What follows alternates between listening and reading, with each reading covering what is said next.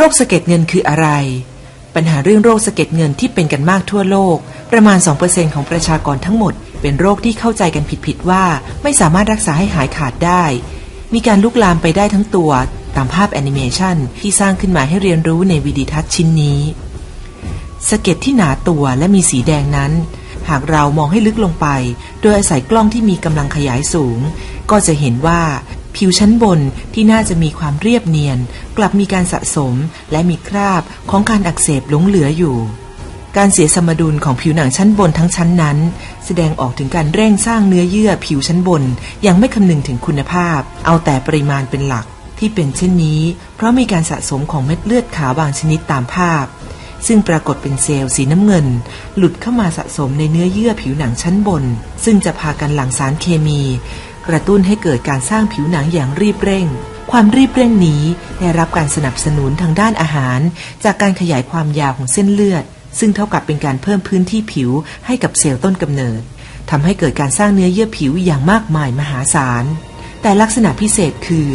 นอกจากการหนาตัวเพราะจำนวนเซลล์ที่เพิ่มที่ฐานแล้วส่วนตรงด้านบนที่เส้นเลือดยืดขึ้นตามแนวดิ่งผิวหนังในบริเวณนั้นจะบางมากทำให้เกิดสีแดงเพราะแสงสามารถส่องทะลุลงไปเห็นการไหลเวียนของเส้นเลือดได้มากกว่าผิวปกติเมื่อเข้าใจเช่นนี้จึงไม่น่าแปลกใจว่ารอยผิวที่เป็นสะเก็ดเงินนั้นจะมีอาการที่บริเวณขอบเขตชัดเจนเพราะการเปลี่ยนแปลงโครงสร้างนี้เกิดขึ้นจากภายในและต้องมีองค์ประกอบเฉพาะมีอาการหนาตัวเพราะเนื้อเยื่อผิวชั้นบนมีมากขึ้นเป็น10 กว่าเท่าและมีอาการบวมเนื่องจากการไหลเวียนของเลือดมาที่ผิวตรงนี้มีมากกว่าปกติแปรผันไปตามความยาวของเส้นเลือดดำที่เพิ่มมากขึ้นเพื่อรับการไหลเวียนที่เพิ่มขึ้นตามแนวดิ่งและมีความบางของตำแหน่งที่เป็นจั่วของปลายเส้นเลือดทำให้เห็นเป็นผิวสีแดงมีขุยหนา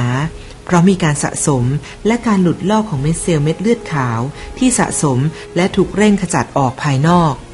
หากนำภาพขยายด้านข้างของผิวที่เป็นสะเก็ดเงินด้านซ้ายมาเทียบกับผิวหนังปกติทางด้านขวาจะทำให้เข้าใจสิ่งที่กล่าวมาชัดเจนมากขึ้น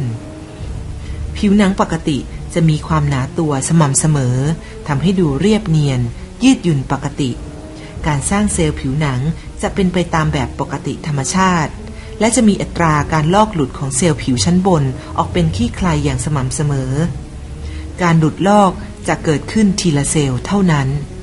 ทั้งหมดนี้อยู่ภายใต้ความสมดุลของเซลล์ผิวหนังชั้นที่เป็นตัวก่อกำเนิดด้านล่างสุดที่ได้รับอาหารจากเส้นเลือดที่ก่อตัวในแนวปกติ